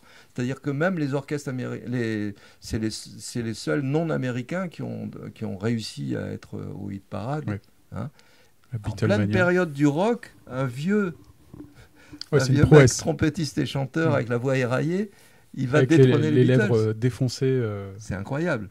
Il avait Et Armstrong, il démarre en 23. En 23, il fait ses premiers disques. Ensuite, pendant la période swing, il est aussi avec son orchestre qu'il a pris à Louis Russell, qui était le pianiste qu'il y avait avant le Big Band. Il le met sous son nom parce qu'il devient la vedette. Et puis, il continue à être une vedette. C'était incroyable à faire des tournées partout et à détrôner les Beatles. C'est ahurissant, quoi. Personne n'est arrivé à faire ça encore aujourd'hui, d'avoir une carrière aussi longue que ça. Et celle de Duke Ellington, elle a été sur 50 ans. Ouais. Count Basie, les deux, là, ils ont fait un beau parcours. Hein. Pareil. Hein, puis quand ils se joignaient ensemble, waouh. Ah oui, l'enregistrement de Basie Ellington, c'est formidable. C'est comme réunir Schwarzenegger et Stallone, quoi. Oui. Donc, il y a aussi... ce qui est important chez les big bands aussi, je trouve, c'est les indicatifs des big bands. Oui. Chaque orchestre avait son indicatif, alors qu'il jouait. Alors, il y en a même qui avaient un indicatif de début et un indicatif de fin. Par exemple, Benny Goodman, le premier morceau qu'il jouait s'appelait Let's Dance. Oui, d'accord. Comme la radio. Le programme Let's Dance de radio dans lequel il a beaucoup joué. Donc, il jouait Let's Dance. Et à la fin, pour dire que c'était le dernier morceau, il jouait Goodbye. Voilà. Louis Armstrong aussi avait son indicatif, c'était When It's Sleepy Time Down South. Presque tous les orchestres. Par exemple, il y en avait un qui était formidable d'indicatif. On doit pouvoir le voir, c'est l'indicatif de Jimmy Lunsford. Oui. Ce qui était... Rhythm is our business. Le rythme, c'est notre métier, c'est notre business. Où il présentait presque tous les musiciens avec des paroles rimées. Oui. Et c'est enregistré d'ailleurs. Il y a des breaks. Pareil, je peux mettre le clip de. Il y a une vidéo parce que très correcte c'est un des orchestres les plus fantastiques à voir. Ils avaient des jeux de scène, mais incroyables. Hein. C'était un show, quoi. un show incroyable. Ils se jetaient, le trompettiste jette sa trompette à un autre qui se trouve à l'autre bout de l'orchestre, comme ça, ils font bouger leurs instruments, etc. Puis il y a des chanteurs, il y a 3-4 chanteurs, oui. Et puis ils viennent danser aussi devant. Oui. Ils dansent terrible. C'était vraiment complet. Quoi. Les musiciens, oui, bien sûr. Hein, donc c'est un show fabuleux, quoi. Mais donc ils ont cet indicatif, il est extraordinaire. Parce que présenter les musiciens, au lieu de les présenter un tel au trombone et tout ça, mais le présenter en chantant, en rime, en vers et tout ça, avec les breaks de chacun, c'est...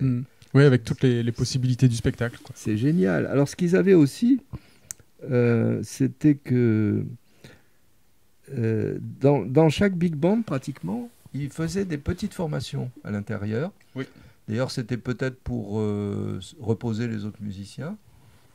Chez Benny Goodman, il a son quartet, trio d'abord, quartet ensuite, où il a 2 musiciens noirs et 2 musiciens blancs. Oui.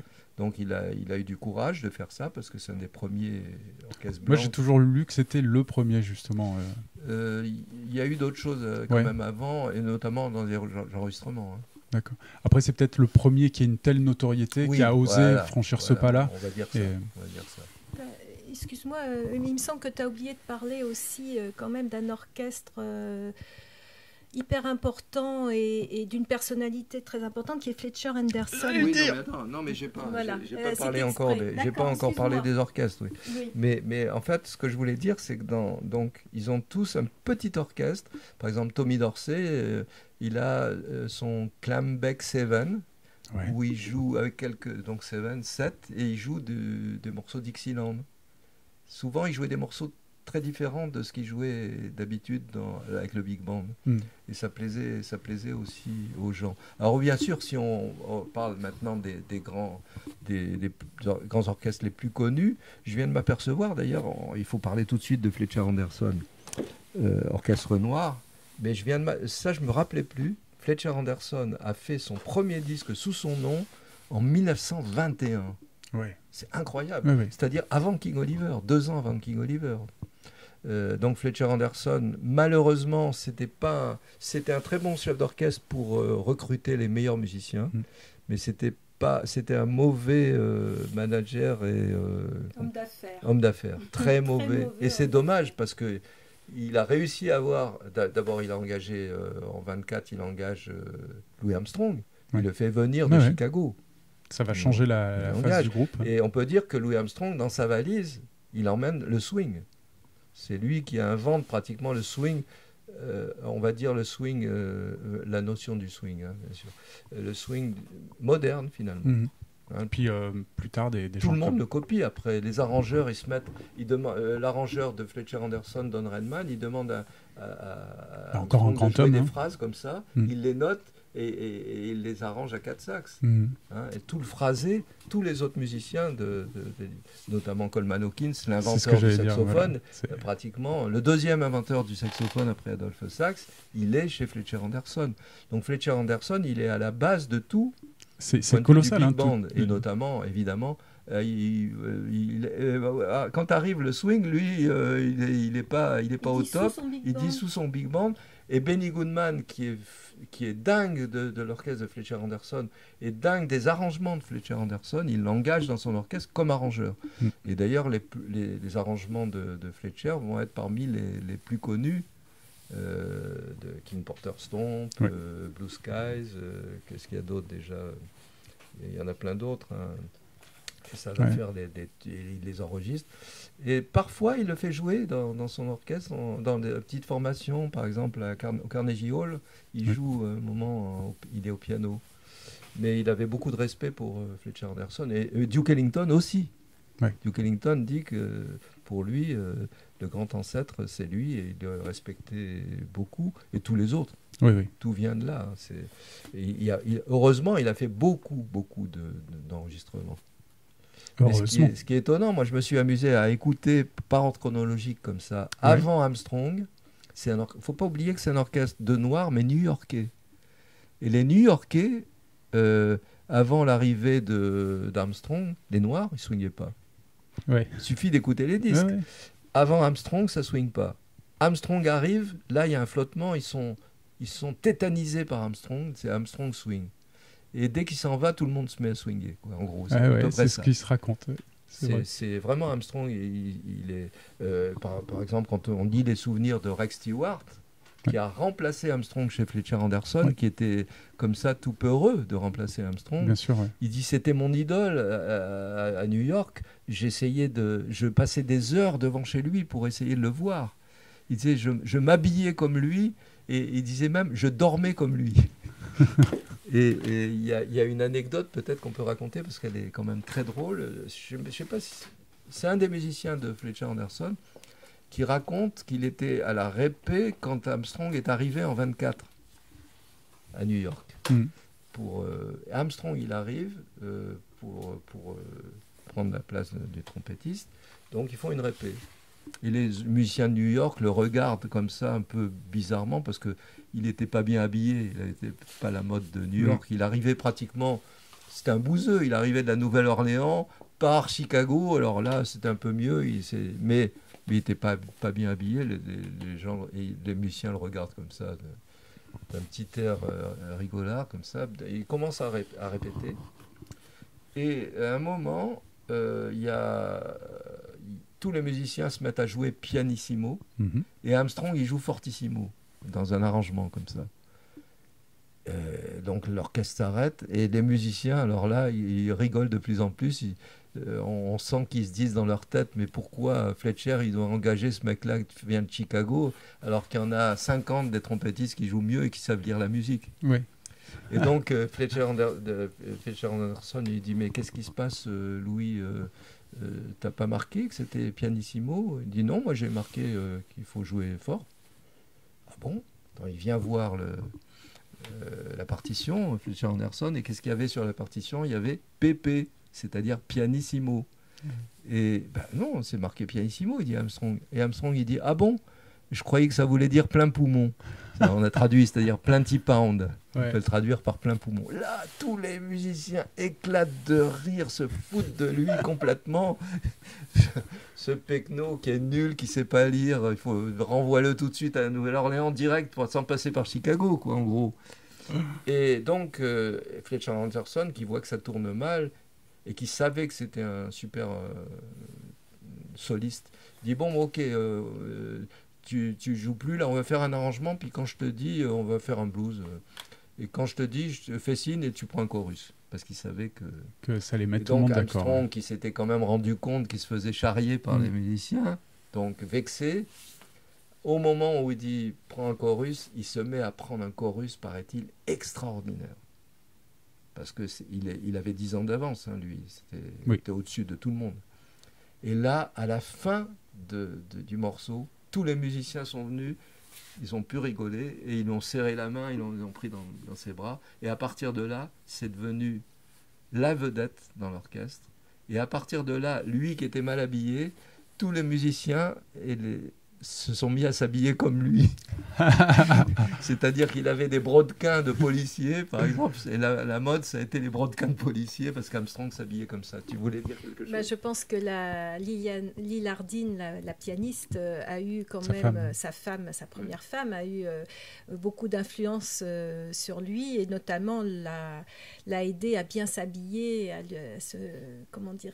devenir à la mode. Je pense qu'elle a eu beaucoup d'importance là-dessus, parce qu'après, il n'était pas du tout habillé comme un Pecknow. Hein. Non, bien sûr. Mais... Et même sur ses choix de carrière de manière générale, elle a beaucoup pesé. C'est important de le rappeler. Pour dire que d'un seul coup, il a renversé la vapeur. Et d'ailleurs, on entend, quand on écoute les solos qu'il fait en 24, là, c'est lui qui, d'un seul coup, c'est un autre monde dès qu'il se met à jouer. Hein, ça ferait une très belle scène de film, là, cette anecdote. Elle est formidable. Ça ferait on pourrait la filmer. L'habit ne fait pas le moine, ben voilà. Elle est très drôle, je trouve. Donc moi, je la raconte parce que j'aime bien raconter des anecdotes à mes élèves. Les anecdotes font passer le bonhomme, finalement. Exactement, ça permet de se créer des images mentales de tout ça. Donc après, on passe un disque et tout le monde trouve que le disque est formidable. Ouais. Il y a un petit effet Pygmalion comme ça. Mais quand même, quand tout ce beau monde qui est passé chez Anderson, c'est quand même sidérant, quoi. Les plus grands musiciens de l'époque sont là. garçons-là. Et il avait peut-être à l'époque l'argent pour pouvoir les engager.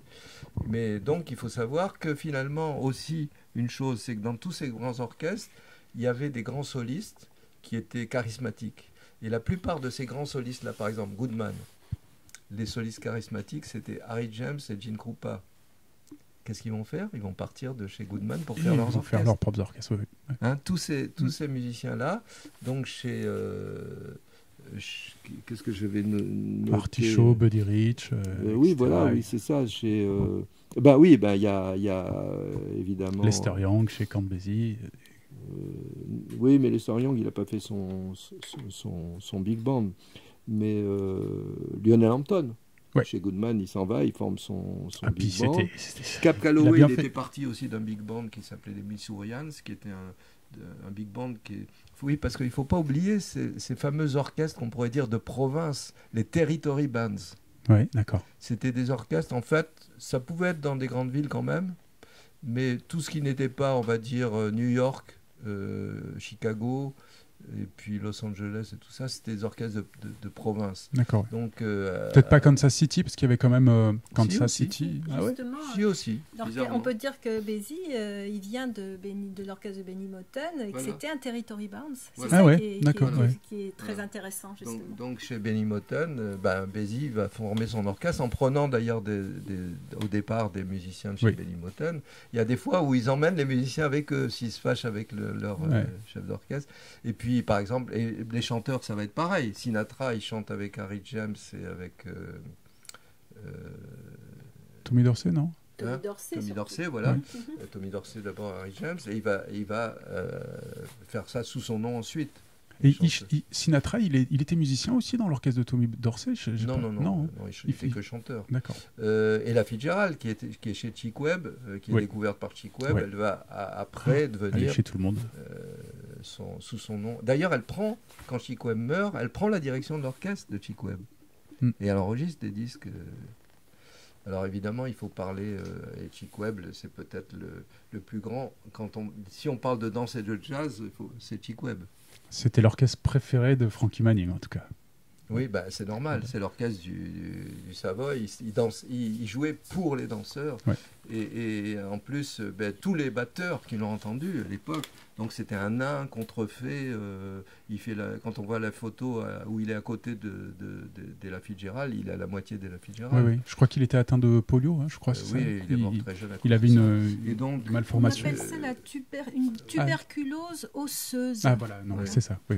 Et donc tous les batteurs racontent que quand ils rentraient au Savoy, par exemple Buddy Rich, qui est devenu un super batteur, qui était d'ailleurs dans l'orchestre d'Artichaut, il dit quand il rentrait au Savoy, même avant de rentrer, il entendait dans le ventre, il entendait la grosse caisse de Chick Webb, qui avait une puissance considérable alors qu'il était tout petit.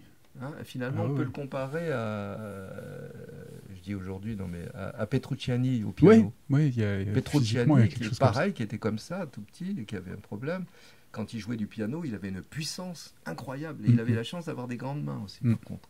Ouais, c'est vrai. Donc c'est ça. Et quand on entend, il y a quand même des phases où on entend Chick Webb à la radio en train de jouer pour les danseurs. C'est ahurissant. Le son qu'il a. C'est-à-dire si ça avait été enregistré avec les moyens d'aujourd'hui, il a un son africain en plus.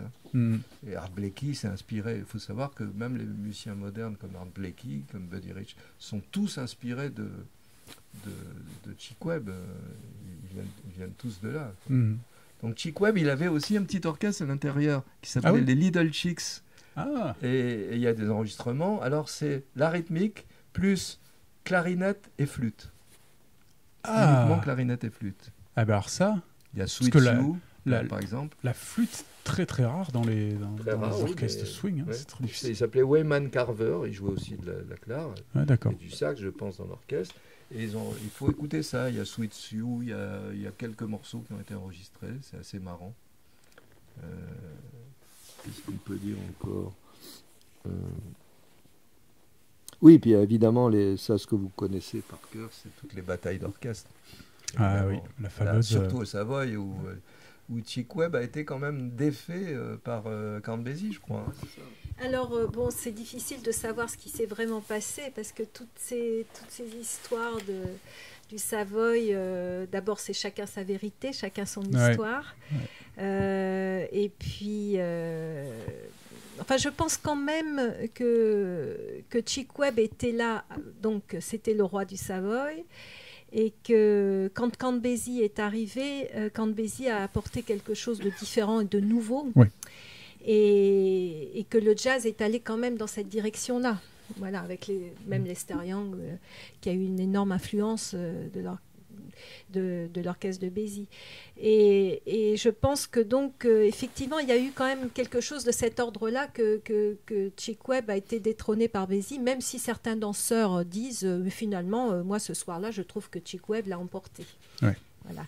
Et il paraît que Chick Webb, qui est quelqu'un je trouve très touchant, pour lui, c'était d'une importance capitale d'être le premier, le meilleur, et il adorait les danseurs. Et quand il a très très mal pris, en fait, enfin pour lui, c'était un désastre de perdre la bataille, quoi. C'était vraiment quelque chose d'extrêmement important. Et il paraît aussi qu'il y a eu une bataille avec Duke Ellington, et que Chick Webb s'est préparé pour cette battle contre Duke Ellington. Il prenait ça hyper au sérieux, il était très inquiet, quoi, de se confronter à Ellington, pour lequel il avait une admiration énorme. Et alors qu'Ellington est arrivé là complètement relax, ils avaient joué à la radio pendant toute une semaine, et le batteur de l'orchestre Ellington, Sonny Greer, raconte qu'Ellington n'avait rien préparé, et que finalement il n'avait même pas dit aux musiciens ce qu'ils allaient jouer, et donc il a commencé comme ça, ils ont enchaîné. Et d'après Sonny Greer, c'est Duke Ellington qui l'a emporté sur Chick Webb, et que Chick Webb est allé voir Ellington à la fin de ce concert en lui disant « Mais pourquoi tu m'as fait ça ?» Il était complètement défait, quoi. Ouais. Voilà. Bon, après, il y a d'autres histoires comme quoi il y avait eu aussi une battle contre Benny Goodman, la fameuse, ça c'est emporté la plus connue. Haut la main, et donc Bien du sûr. coup, bon, ça doit le conforter. Alors la bataille contre Benny Goodman, il l'a emporté haut la main, et moi ça me plaît beaucoup.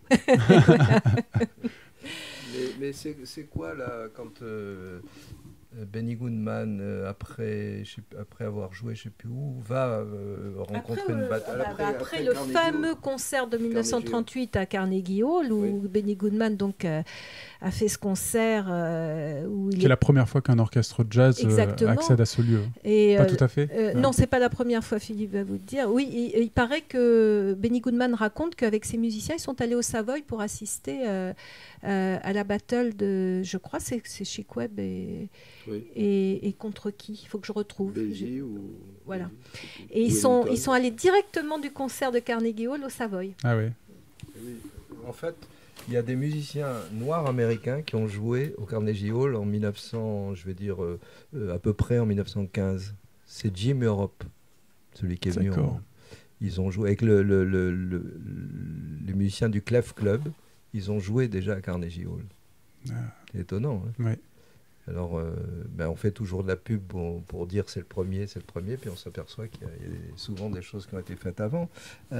Oui, ce que je voulais dire aussi, c'est que on parle toujours de cassure après 45, là, swing, comme si... c'est le bebop. Ouais. Et le bebop, on dit, c'est une cassure, c'est une révolution. Pour moi, c'est pas une révolution, c'est une évolution. Pourquoi c'est pas une révolution? Parce que Charlie Parker, il joue toujours. Si on prend ses compositions, c'est presque que des blues et des thèmes de 32 mesures à ABA, ce qu'on appelle l'anatole, sur la grille d'I Got Rhythm. Et qu'ils improvisent. Alors, c'est une évolution considérable, c'est-à-dire que c'est assez moderne, mais il y a toujours le même tempo derrière. Même s'il y a des brisures rythmiques, si on écoute Joe Jones, il en faisait plein. Il suffit de l'écouter, Joe Jones, au Carnegie Hall d'ailleurs. On a l'impression d'entendre Kenny Clarke, parce qu'il a inspiré tous les batteurs d'après. Donc, alors, ils ne viennent pas de nulle part. La plupart de ces musiciens bebop ont joué dans des orchestres swing. Oui. C'est-à-dire que Charlie Parker, il a joué dans l'orchestre de Jay McShann, qui est un territory band. Il a enregistré ses premiers disques. Dizzy Gillespie joue dans l'orchestre de Cub Calloway. Il est venu aussi à Paris dans l'orchestre au Moulin Rouge de Teddy Hill. En quelle année? C'était 37, non? 38. 38, 39. Oui, peut-être. Donc c'est un musicien. Ils ont tous l'habitude de ça. Kenny Clarke aussi, il a même joué dans le Big Band de Louis Armstrong. Art Blakey aussi, il a joué avec Fletcher Anderson. Oui, j'ai découvert ça hier. Juste. Hein, voilà. Je sais pas qui. Mais sur la toute fin, quand même, je crois. Bud Powell, il a joué dans l'orchestre de Cootie Williams quand Cootie Williams a quitté Duke Ellington. Il jouait pour la danse et tout. Donc il n'y a pas de vraie cassure. C'est pas vrai ça. C'est pas vrai. Et de la même manière qu'on dit, après on danse plus, on peut pas danser sur le bebop, on peut pas danser sur les tempos rapides. Il suffit de regarder. Il y a des trucs, on voit des tempos super rapides et les gens dansent. Hein. Oui, ça les empêche pas. Oui, c'est ça. Donc ça c'est une bêtise. Moi j'ai connu par exemple Henri Renaud, qui était un pianiste français. Qui a fait un film avec Thelonious Monk. Il allait souvent à New York et Thelonious Monk l'emmène à New York en la banlieue de New York dans un club où il y avait que des noirs et il y avait John Coltrane qui jouait. Bim. Avec je sais plus qui, et il dit tous les noirs qui étaient là dansaient. Donc tout ça, c'est une légende. Ouais. On peut pas danser sur John Coltrane. Eh bien si, la preuve, c'est à l'époque, on dansait. Ouais. On se raconte qu'à l'époque, dans la 52e avenue, il y avait tous les clubs où il y avait des panneaux no dancing, des images comme ça, clairement, qui voulaient essayer d'opérer une rupture avec ça. Mais peut-être que c'est plus le hard bop qui a voulu faire cette... je sais pas, il y a plein de morceaux hard bop où il y a le contretemps très marqué. Si on écoute Horace Silver, même Art Blakey, quand il joue Blues March, c'est super dansant tout ça, hein, finalement. Alors évidemment, c'est les concerts qui ont commencé à faire qu'on ne dansait pas. Oui. Peut-être. Mais je pense que dans les clubs, donc on pouvait danser sur n'importe quelle musique. Et puis il y a aussi quand même des musiciens qui sont exprimés, notamment les musiciens bebop comme Parker, mais Ellington bien avant lui, des musiciens qui se sont exprimés pour dire qu'ils avaient envie d'être pris au sérieux et d'être écoutés. Et chez Ellington, c'est étonnant parce qu'Ellington parle de la danse tout au long de chaque fois qu'il est interviewé, il parle de la danse. Tout au long de sa carrière, la musique de danse a compté pour lui. Enfin, la musique. Et en même temps, il s'est exprimé au moment de la swing era, je pense, parce qu'il a été quand même froissé par le fait que tous les orchestres qui étaient les orchestres vedettes, comme d'habitude, étaient des orchestres blancs et que eux, Duke Ellington avait quand même des difficultés. Hein. C'était pas si évident que ça pour eux de travailler. Et donc, alors qu'il faisait de la musique pour les danseurs, qu'il adorait la danse, que c'était très important pour lui et qu'il ne séparait pas vraiment les choses, il s'exprimait pour dire qu'il avait envie aussi que les gens l'écoutent, s'assoient pour l'écouter, parce qu'en même temps, il faisait de la musique de danse et en même temps, il créait des choses, de la musique extrêmement moderne. Qui pour lui il s'est même exprimé sur le mot jazz parce qu'il voulait que sa musique soit prise au sérieux. Et c'est vrai que le phénomène de la swing era avec tous ces danseurs, cette espèce d'hystérisation aussi des foules, des jeunes qui hurlaient, toute cette histoire aussi des Bobby Soxers avec Frank Sinatra, et qui est en fait aussi une grosse histoire de commerce, quoi, de faire vendre, a un petit peu agacé les musiciens qui avaient envie d'être pris au sérieux. Parce que le jazz il y a toujours cette ambiguïté d'être une musique savante et une musique populaire. Exactement, c'est une des questions des fois, ils se retrouvent coincés entre les deux et avoir envie d'être pris au sérieux. Je voulais, comme on dit, rebondir sur ce que tu viens de dire, c'est-à-dire il y a une définition, je ne sais pas qui a dit ça, le jazz c'est la plus savante des musiques populaires et la plus populaire des musiques savantes. Je crois, un truc comme ça. Mais c'est vrai. Alors pour revenir par exemple au concert de Carnegie Hall de 38 puis ensuite 39, le concert de 38 c'est une histoire du jazz qu'on recrée, c'est-à-dire qu'il y a Big Bill Bronzy pour le blues, et d'autres d'ailleurs, et on commence par la Nouvelle-Orléans, il y a Bécher avec Tommy Lanier je crois et tout ça, Donc il y a les enregistrements. Ça a été fait pratiquement avec un seul micro, c'est incroyable, hein. Étonnant. Et qu'est-ce qu'il y a? Des pianistes de boogie-woogie. Et là, c'est la première fois que les Blancs entendent du boogie-woogie joué par du boogie-woogie, qui ne se jouait pratiquement soit dans des run parties, soit dans on va dire des bouges noirs. Des honky-tonk, des trucs où il n'y avait que les noirs qui venaient, parce que c'était le truc, le piano il était accordé à la clé à molette, hein, c'était des pianos pourris, les mecs ils jouaient... Alors là aussi on peut se poser la question, sur le plan esthétique ou artistique, le boogie-woogie, pourquoi ça a été joué comme ça? Eh ben je pense que ces pianistes-là, ils jouaient tout seuls, et attention, ils jouaient des fois 8 heures par soir. Des fois, ils n'avaient pas le droit de partir. On leur servait à boire, il fallait qu'ils boivent d'une main. Faut jamais quitter le piano, quoi. À jouer dans de la main gauche. Alors, on peut penser... Et ils faisaient danser les gens. C'est-à-dire, un pianiste pouvait faire danser 100 personnes. Donc, pour pouvoir faire danser des gens, il faut qu'on entende le piano, et il faut que ça soit super rythmique. Or, le boogie-woogie, c'est le style où on peut jouer le plus fort, et qui a des basses qui remplacent la batterie, la contrebasse, finalement, et la guitare. Et c'est avec ça, on peut se dire que ça a peut-être été inventé pour ça, et qu'on ne peut pas faire de fioritures parce que le piano est pourri.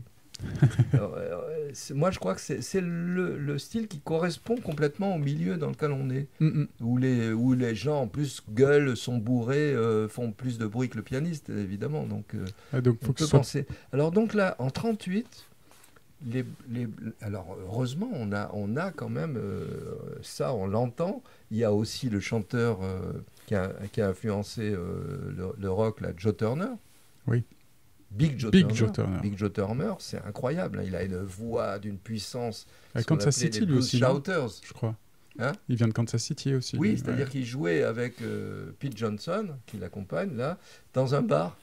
Et il était barman, Big Joe Turner. Et puis de temps en temps, il venait chanter avec le pianiste. Ça plaisait tellement aux clients qu'ils l'ont remplacé comme barman et qu'il s'est mis à être chanteur. Donc c'était deux copains qui se connaissaient vachement bien. Et leur truc, ça fait un tabac. On entend les applaudissements. Le public blanc découvre ça. Et d'un seul coup, arrive ce qu'on a appelé la boogie-woogie craze. La folie du boogie-woogie. Et on le transpose... alors, au big band, là, on a plein de morceaux boogie-woogie en big band. On va aussi prendre des valses de Chopin qu'on va mettre en boogie. Le vol du bourdon qu'on met en boogie. On prend tout et on met en boogie, alors qu'avant, c'était surtout du blues. Et puis, on va avoir des pianos punaisés, pourris, exprès pour recréer ce climat-là. Il va y avoir des tas de musiciens blancs qui vont se mettre aussi dedans. Puis, il y avait des duos de piano, trios de piano. La trilogie, c'est Pete Johnson, Albert Hammond, c'est Midlex Lewis, qui jouaient souvent en trio de piano. Ils vont jouer après, justement, à New York. On va les engager dans les boîtes, dans la fameuse boîte où il y avait 3 pianos. Le Café Society à New York. Comme le film de Woody Allen. Donc le boogie, et ça donne donc l'origine. Les gens se mettent à danser dessus, mais ils dansaient déjà dessus. On n'appelait pas ça comme ça. C'est comme le Charleston. Oui. C'est James P. Johnson, il raconte qu'il jouait dans une boîte en banlieue de New York où il n'y avait que des gens qui venaient de Charleston.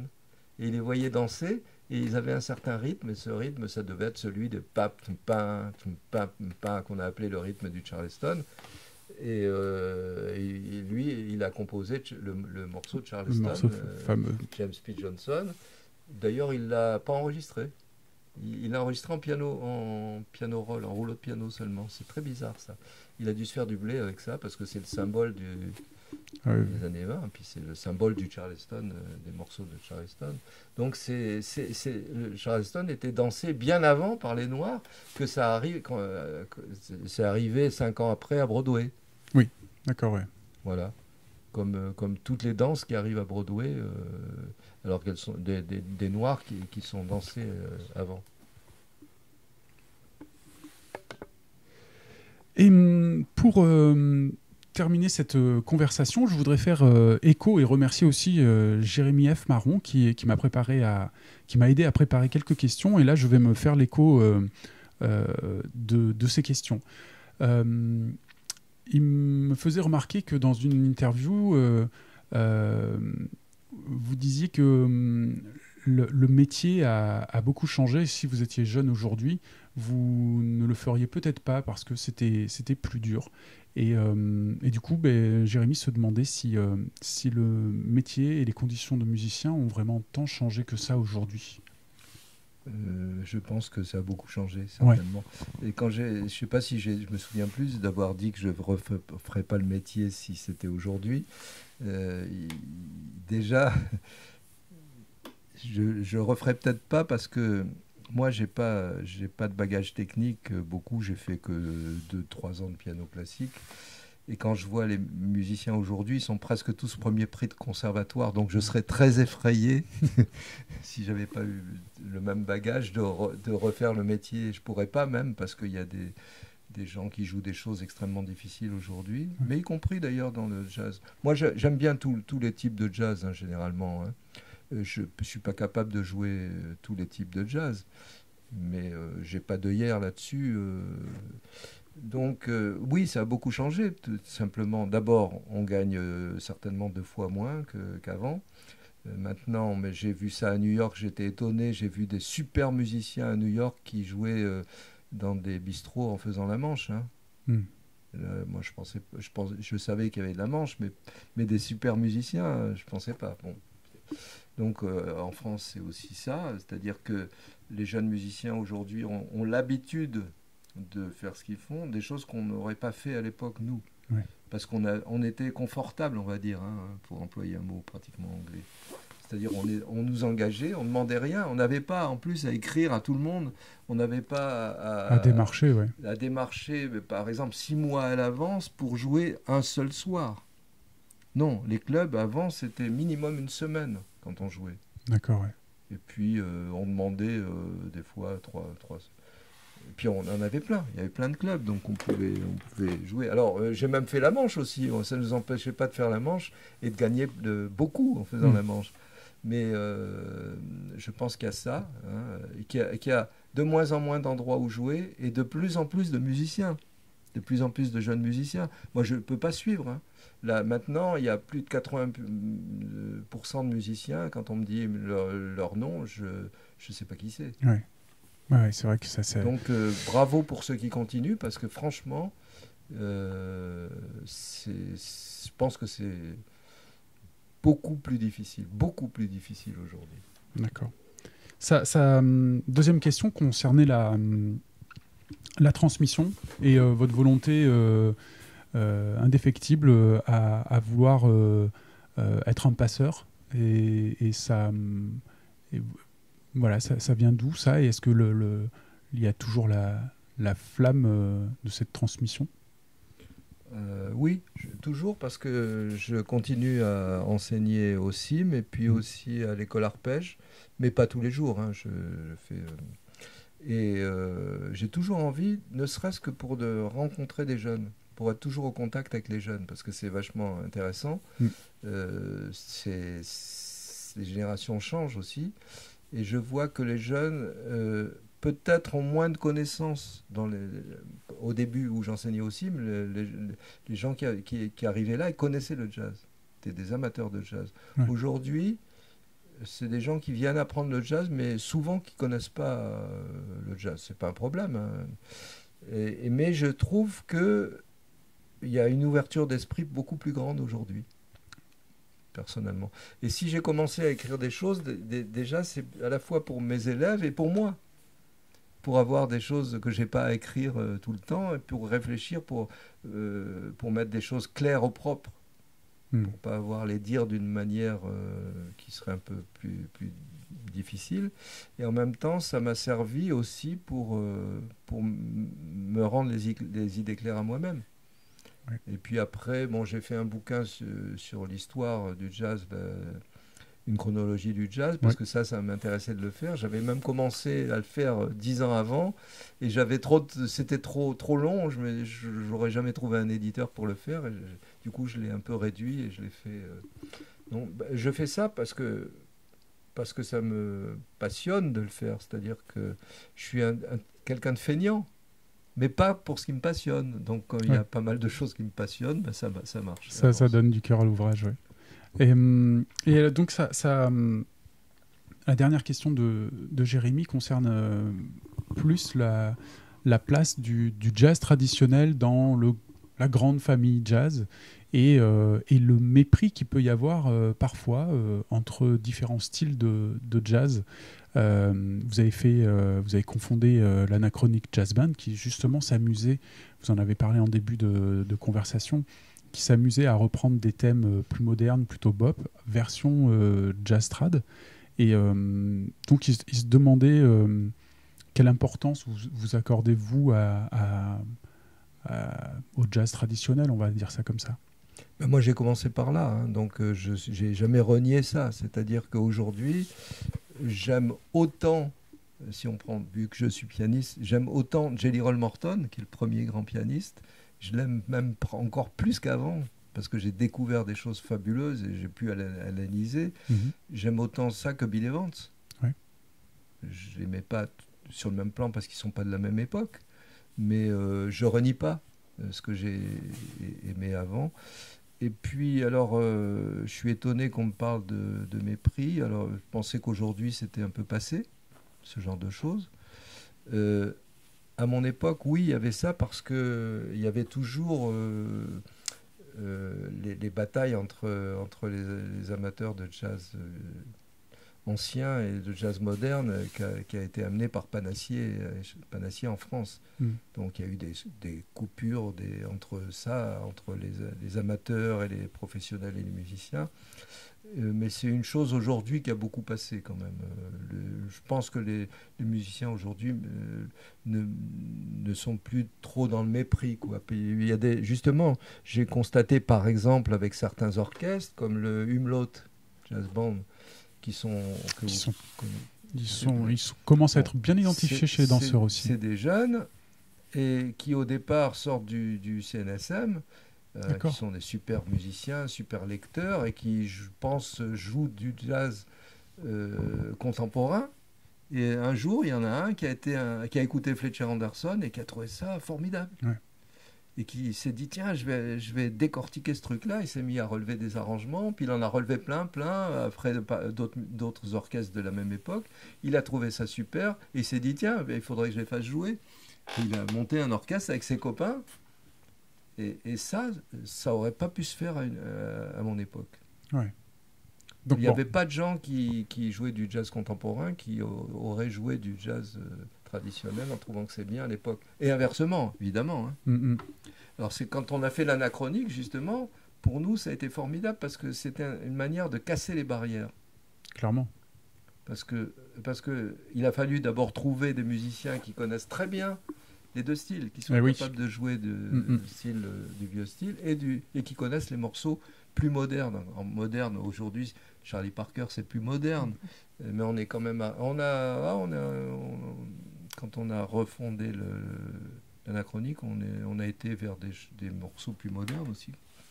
Mais donc, pour nous, c'était en même temps ça, d'aller au-delà de ces clivages qu'on trouvait un peu idiots. Mais c'était pas facile encore, à l'époque, de trouver des musiciens qui pouvaient... Il fallait qu'ils connaissent les morceaux modernes et qu'ils puissent les jouer. Ouais. Donc, c'était pas facile de trouver des musiciens qui connaissaient les deux. Mais heureusement, on a trouvé, mais c'était une petite équipe. Si on avait dû faire un deuxième orchestre de la même manière, on n'aurait peut-être pas trouvé autant de musiciens. Des gens comme André Villéger, par exemple, qui a commencé à jouer à Sidney Bechet, formidable, et qui aujourd'hui, ou quand on a formé l'Anachronique, jouait déjà plus moderne. Donc, et d'autres, bien sûr. Hein, c'est juste un exemple. Donc ça, on a bien aimé faire ça, et en même temps, c'était contraignant. Ah, j'imagine que ça demande du C'est-à-dire taf. qu'au Ouais. bout d'un certain temps, on s'ennuyait un peu parce qu'on était obligé, on faisait tel morceau dans le style de... J'avais joué un thème de Monk dans le style de Jelly Roll Morton. Donc il fallait jouer dans ce style-là, après dans le style d'Ellington, dans le style... Mais ça va être super marrant à faire. Oui, non, c'est marrant, mais en même temps très contraignant. C'est-à-dire qu'on Ouais. n'était pas libre de faire ce qu'on voulait. Il fallait qu'on respecte les styles, les morceaux, les Bix Beiderbecke, par exemple. On a fait un morceau à la Bix Beiderbecke, un morceau... Et ben, il fallait respecter ça. Oui, oui. Mais ça demande vachement de boulot parce qu'il faut identifier vraiment qu'est-ce qui fait la patte de l'un, qu'est-ce qui fait la patte de... il fallait des gens super connaisseurs qui connaissent très très bien et qui puissent jouer dans des styles différents. Donc je pense qu'on a réussi ça. On a fait 2 disques. On a eu des critiques dans des journaux new-yorkais, dans le New York Times notamment, des critiques super bonnes. Et puis, je sais pas, les musiciens américains, il y en a plein qui connaissent ça et qui se marrent quand ils écoutent ça. J'ai rencontré le batteur le plus connu de la West Coast, qui est Shelly Manne, qui a enregistré avec tous les musiciens de West Coast. Et on me l'a présenté. Quand on me l'a présenté, il m'a sauté dans les bras, il m'a embrassé, il me dit j'ai des cassettes chez moi et je fais écouter ça à tous mes copains musiciens de Los Angeles. Donc ça fait plaisir. Ah oui. Mais parce que ils n'avaient jamais fait ça, eux. Ouais. Donc ça leur plaisait. Ouais, vous avez été attaqué à un concept nouveau. Si on avait fait ça les mêmes musiciens, mais jouant des morceaux traditionnels, on n'aurait pas eu ce succès-là. Personne nous aurait écouté en Amérique. Voilà, c'est juste pour ça. D'accord. On a eu la chance de jouer, par exemple, des thèmes de Dizzy Gillespie qu'on avait arrangés. On les a joués devant Dizzy Gillespie. Ah, la classe. Il était écroulé de rire. Ah bah ouais. Voilà. Donc ça fait... C'est des bons souvenirs. C'est des très bons souvenirs, oui. Sauf que maintenant, on a recommencé pendant 2-3 ans, à refaire ça 35 ans après. On a tourné un petit peu dans des festivals, mais maintenant... Puis on est quand même 10. Ouais. Donc, et puis on n'a pas d'agent pour s'en occuper, donc on a presque plus de concerts, sinon plus du tout, quoi. Il faut savoir s'arrêter un jour. Tout à fait. Ou pas s'arrêter, mais faire autre chose. Oui. Moi aussi, il va falloir que je sache m'arrêter. Merci infiniment pour cette conversation. Je mettrai dans le descriptif de l'épisode un ensemble de liens qui pointent vers les diverses productions auxquelles vous avez participé. Merci beaucoup, j'ai beaucoup appris et j'espère vraiment que les auditeurs, eux aussi, auront appris beaucoup de choses et peuvent continuer d'en apprendre encore plus dans vos ouvrages notamment. Écoute, moi ça me fait toujours plaisir de parler de ça et surtout devant des jeunes. Quand je dis jeunes, c'est pas 12 ans. Relativement jeunes. Voilà, des relativement jeunes. Parce que ça montre qu'il y a une continuité. Exactement. Que ça se perd pas et de moins en moins. Parce que quand on voit à la fois les danseurs swing, les orchestres qui les accompagnent, les gens qui jouent du jazz manouche, pareil, c'est que des jeunes qui jouent du Django, tout ça, c'est pareil. Très vivace. Et ça, c'est vachement bien parce que ça continue. Mais il faut aussi que le jazz évolue. Donc moi, je suis à la fois pour le patrimoine et pour le renouveau du jazz. Exactement. Voilà. Et comme je ne sais pas renouveler le jazz, je me concentre sur le patrimoine. Voilà. J'espère que Blabla Swing peut faire un peu office de jonction entre tout ça et mettre un peu du lien entre tous ceux qui contribuent et tous ceux qui débarquent. Ça serait pas mal. Voilà, merci et il faut continuer ça. Bravo. Merci.